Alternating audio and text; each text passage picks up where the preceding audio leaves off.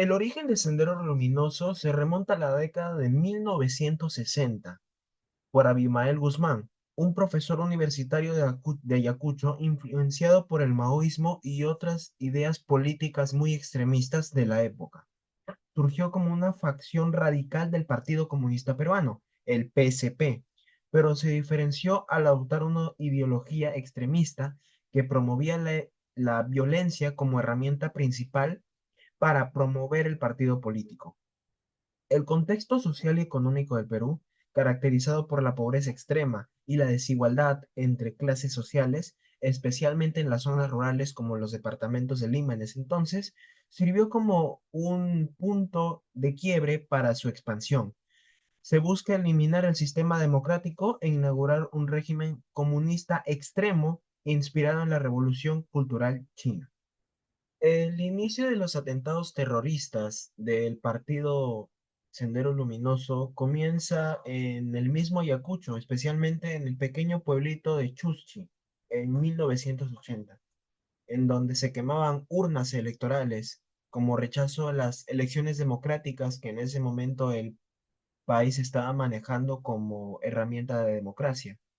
Tras el retorno de la democracia, este evento marcó el inicio de una campaña de terror a lo largo de todo el siglo XX en el Perú.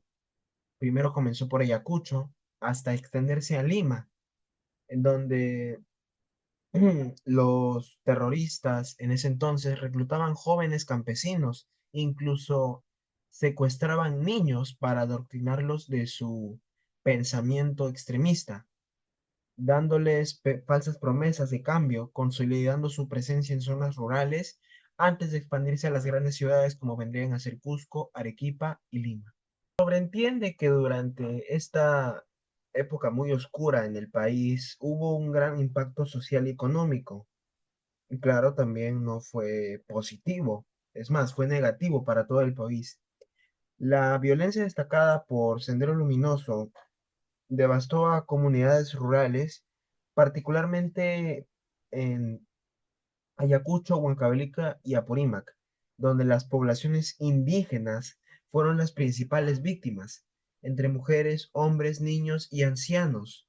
Se calcula más de 68.000 muertos según la Comisión de la Verdad y Reconciliación. La destrucción de infraestructura, puentes, pueblos, casas, fue masiva dentro de esta época. Esto sumando a eh, la hiperinflación en el gobierno de Alan García y otros partidos extremistas en aquel entonces, dejaron una gran marca socioeconómica negativa en el país, afectando a las comunidades rurales principalmente. ¿Qué tal? Mi nombre es Luciana Zapata y el día de hoy les voy a hablar sobre el declive del terrorismo. El declive en sí de Sendero Luminoso comenzó con la captura de Abimael Guzmán, una de los cabecillas de Sendero Luminoso, en el año 1992. Es una operación dirigida por el Grupo Especial de Inteligencia de la Policía Peruana. Este hecho fracturó al grupo y debilitó todas sus operaciones. En años posteriores, los remitentes de SLC replegaron a Brahim, donde todavía operan, pero operan actividades relacionadas con el narcotráfico. Pero sin la capacidad de la influencia nacional que tuvieron durante su auge, ¿no? Una de las consecuencias que más se pudieron ver fue el conflicto que dejó y el legado, el dolor y la desconfianza en las situaciones estatales. Las comunidades rurales fueron las más afectadas. Enfrentaron un proceso lento de reconstrucción.